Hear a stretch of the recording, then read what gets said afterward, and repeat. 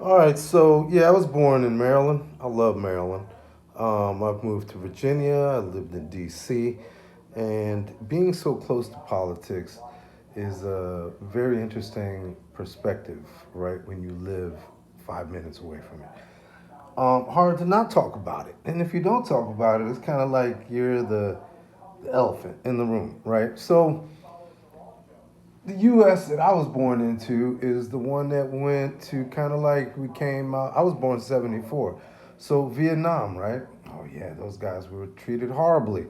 They need to get the utmost respect, no doubt. Oh, of course, I want to celebrate the military, especially the Marines and Air Force, Navy, and Army, and I got nothing but the utmost respect for all those services.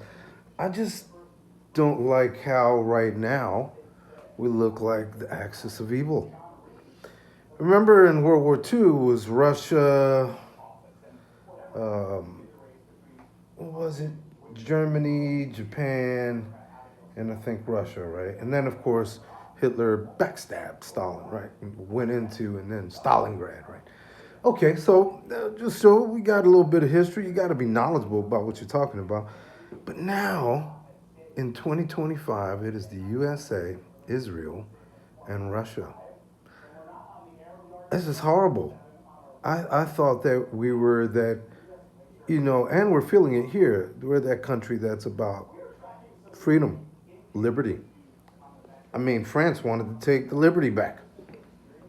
And we're in this position where I'm, wow, what is going on with my country?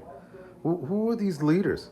Now, I understand about APAC, the biggest foreign, non-treated foreign lobbyist group who gives millions, right? So our politicians are paid, which is the reason they're doing what they're doing.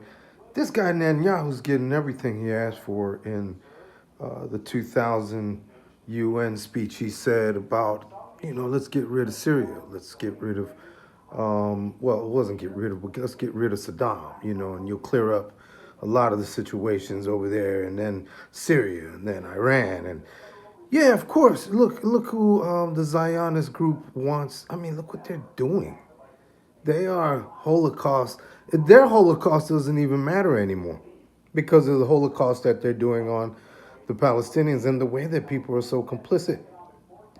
Look, if a whole culture can make a whole culture disappear, that means that they can make your culture disappear. I want you to think about that. Don't be stupid and ignorant and find out when the tsunami's right on top of you. You got to get yourself ready. Your life is the most important thing. My life is the most important thing. I don't want to sit there and feel like my money is going to blowing up children and people. We do understand the history, right? If you look back to the 1300s, the 1200s, it was called Palestine. Palestine, 1400s, Palestine, 15. Then all of a sudden, 1930, a bunch of Zionists came through. And I'm not talking about Judaism. Those are the original, right? Well, the Moors. But we're talking about what Netanyahu is doing to these people. The whole country was called Palestine. And then they want to go back that it belonged to Britain. No, it belongs to the people who live there, right? I mean, I understand what, like the U.S., okay. You own your house because you paid it off, but if you don't pay the taxes, you'll lose your house. Think about that. You pay $400,000, you don't pay your taxes on the house, you will lose your house. So it's that kind of ownership, capitalistic ownership. Certain things you don't like about, but I was born here. I love my country. Don't agree with what my government does right now. These people, Hexeth sucks. Miller sucks. His wife just got taken away by somebody. Yeah, Hank life. That's where we're at.